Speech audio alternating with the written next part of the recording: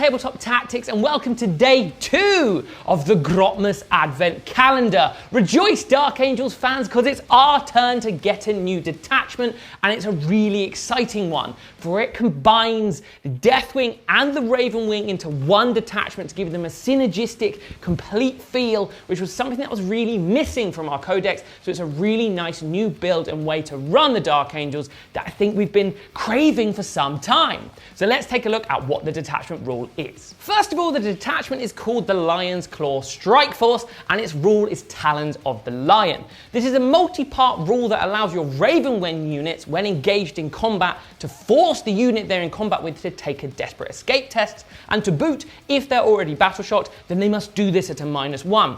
This is really nice at making those fast-moving Ravenwing units really hard to get away from. But in addition, if your opponent is brave enough to stay in combat with you and essentially doesn't want to try and take the desperate escape tests, it then gives all of your Deathwing units a +2 to their charge to also engage with a unit you're in engagement range with. This is really, really nice at speeding up those Deathwing units, especially because they are a bit slower. And in addition, with some of the enhancements and stratagems that allow them to move around the board, it allows them to get into the combats where you need them most. So your opponent really has to think about, do I run away from this Ravenwing unit and take desperate escape tests at a -1 if I'm battle shocked, or just have to risk the escape test themselves? Or do I potentially risk being charged by a really heavy hitting Deathwing unit? It's a really nice rule because it synergizes how they work in the fluff, with the Ravenwing being the first to hit combat and the Deathwing coming in to sort of be the executioner and take the head from the fallen. There's a really good spread of enhancements too. We have Calibanite armaments, which add damage to the melee weapons of the bearer. We have Lord of the Hunt, which allows you to fall back, shoot and charge, which is very nice, and also re-roll desperate escape tests for yourself, which is very nice. Stalwart Champion is quite interesting because it adds OC to the bearer and their unit, which especially on some of the Terminator units really helps them be far more sticky and hang on to an objective where you need it most. Potentially though, the most exciting and my favourite is the Fulgus Magna. This can be put on a Deathwing unit, so you're thinking your Deathwing Terminator characters effectively, and what it allows you to do is at the end of your opponent's turn, you can take the bearer's unit back into strategic reserves. Now, if this set is on a Terminator Chaplain with a unit of Deathwing Knights, they can then re-deep strike.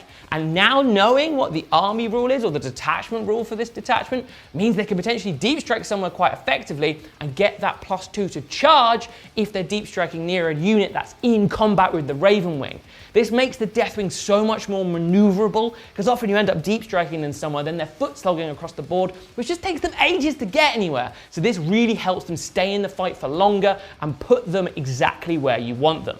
There's also a really good toolkit within the stratagems. Of course, we have Armor of Contempt, that's here, which is very nice, but there's also ways of forcing your opponent to take Battle Shock, which is very, very useful given how it synergizes with your detachment rule of, especially on Ravenwing units, if they're battle shocked, your opponent has to take a -1 to their desperate escape rolls. So they're really leaning into that mechanic, which helps you force your opponent to have these mind games. Or do they stay in combat with your Ravenwing units and fear the wrath of the Deathwing? Or do they have to make a desperate escape and potentially lose some models in the process? There's then Strength in Unity, which is a really interesting defensive strat that has 2 different applications depending on the unit you want to use it on.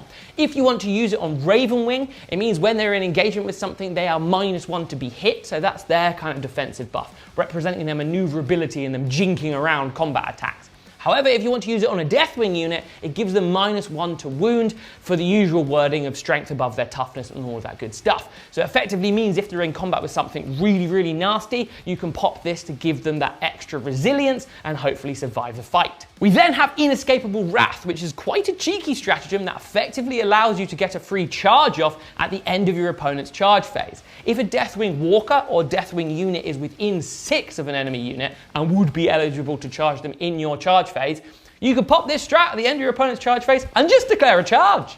It's really, really nasty because you effectively can put Deathwing units in the center of the board or somewhere in the thickest of the fighting and create this bubble of danger that your opponent can't really quite avoid, especially given how sticky now Ravenwing are and the extra bonuses to charges you'll be getting in your turn, so it makes the Deathwing a really scary prospect again. We also have Illuminating Fire, which is quite an interesting stratagem. You've got to think about how you're going to use this one. Effectively, your Ravenwing units can pick an enemy unit within 12 of them, shoot them, and effectively mark them to allow your Deathwing units, when they're making an attack, have +1 to wound that unit. It doesn't sound too spicy, and it is just till the end of the phase, so it is only in the shooting phase. You're not getting +1 to wound when you then charge them later, but it allows you to really upgun stuff like your Storm Bolters, your Assault Cannons, some of those Cyclone Missiles, and maybe even on some of the Deathwing Walkers, like say you've got a Dreadnought or something. All of their weaponry will also benefit from that +1. So it's quite an interesting one to allow you to get more use out of your Deathwing firepower. However, my absolute favourite stratagem is Knights of Iron. I'm excited to see how this one pans out, and I can't wait to use it. It effectively allows a Ravenwing unit to make a normal, advance, or charge move through terrain. That's right, through terrain. Now, your Ravenwing are already incredibly fast, but allowing them to circumvent awkward terrain features to get exactly where you want is incredibly powerful. It's really nice way of getting around awkward boards, or then going straight through the ruins, bursting through on your bike, and then attacking whatever's on the other side. It means your opponent's got far less places to hide, and especially given how this detachment wants you to use the Ravenwing to sort of go after and harry the enemy to then be supported by the second wave of Deathwing, it's nice to give them that extra maneuverability. Overall then, I think this is a really interesting detachment. It's got some serious teeth, or rather claws. However, what it does most is, I think, cover something that was sorely missing from the Dark Angels Codex. We now have a way of actually running a synergistic dual-wing strike force, which is, I think, what we're all kind of craving for. We had our Inner Circle, we had our Ravenwing, but now we have a detachment that allows you to run both together and then both benefit from the other one being in the detachment. And I really like this rule of using iconic units to benefit other iconic units. It makes you really feel like you're playing the Dark Angels and gives you that fluffy, tingly feeling when the lore kind of matches the crunch, which is really, really nice. And I think it can be really, really spicy as well. I hope you're excited, Dark Angels fans, that we've got this new detachment, and I hope you're also excited for all the other detachments that are coming out this month. We're going to try and cover them every single day, so hit subscribe, because then you'll get first notifications of when we release these kind of videos. And if you want to see these detachments hit the battlefield, we're going to be rolling them out on demand as soon as we can. So head over to tabletoptactics.tv and consider signing up to get those battle reports, as well as hundreds of other shows, including D&D and podcasts. Until next time, I've been James Jordan, aka The Bard. We've been Tabletop Tactics, and we'll see you guys on the next one. It's Black Friday weekend, and for the first time ever, we've got some exciting offers running from Friday the 29th of November until Monday, December the 2nd. Throughout the entire weekend, you can get selected merchandise at a mighty discount, including our entire range of dice sets, our metal objective markers, movement gauges, and even our Tabletop Tactics babies at a 25% discount.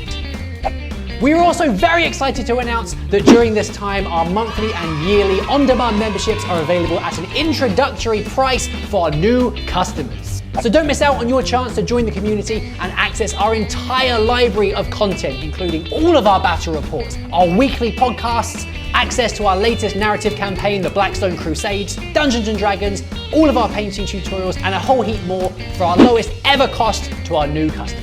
So head to the store on our website or in the app to access the discounts for this limited time.